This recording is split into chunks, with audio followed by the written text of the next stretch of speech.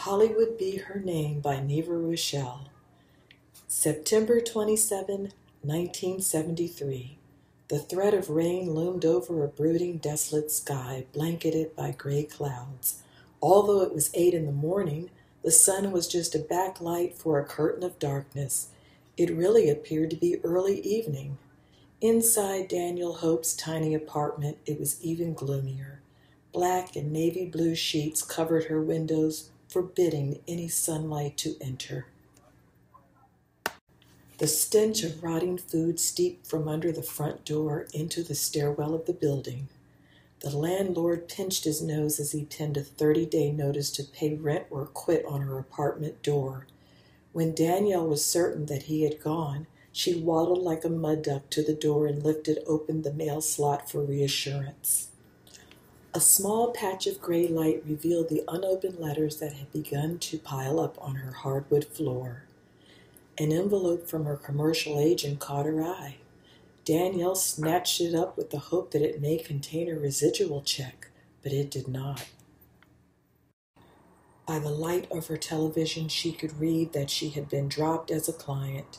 If she could just get her hands on some money to pay her rent, bills, and buy her daughter new school clothes. Earlier that year, life was good for Danielle and 8-year-old Erica. When it appeared that her dreams of professional and financial success were about to come true, they were stolen, purloined by a blue-eyed predator, armed with a briefcase and a smile. He robbed her of everything she had worked hard for. He did not use a gun. He used an ink pen.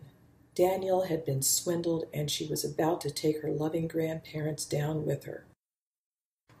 She slowly sat down on her bed, dropping the bad news to the floor. Danielle's telephone had been disconnected for 2 weeks, and her answering service had been canceled for non-payment. There was no way her agency could reach her for auditions. Suddenly, her light source went black.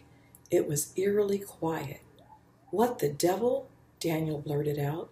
Unable to see her hand in front of her face, she felt her way to the dresser and pulled the television knob on and off. Nothing happened. Danielle groped the wall until she found the light switch and flipped it up and down. She realized her electricity had been turned off.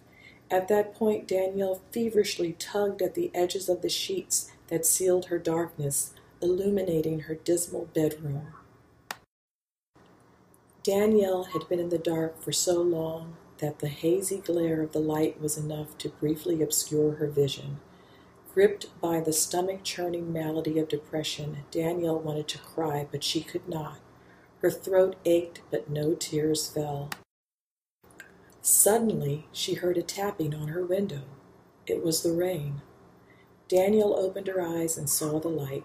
She could not cry anymore. No more tears. Sick and tired of losing, Danielle's demeanor suddenly changed. She vowed to take back everything that devil had stolen from her. She looked around her dirty, cluttered bedroom and fell to her knees. With nothing to lose, Danielle reached under her bed and grabbed a small pistol. She put on her black knit cap and parka. She pulled the hood over her head and opened the front door. Danielle promised that today somebody was going to pay.